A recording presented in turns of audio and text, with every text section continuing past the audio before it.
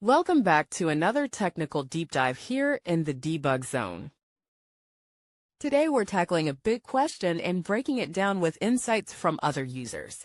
Hopefully this clears up some misconceptions and helps you get the answer you need. So buckle up, stay a little curious, and let's jump right in.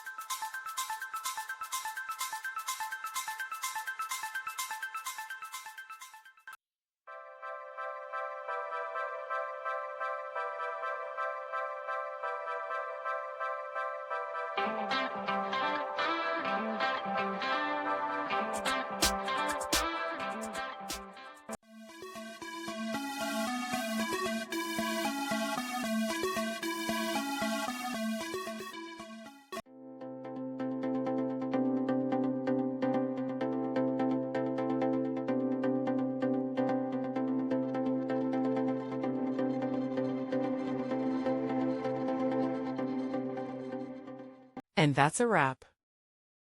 I hope you found the answer you were looking for. If you did, take a second to hit that subscribe button. It really helps out. And let me know in the comments which solution worked best for you. See you next time in the debug zone.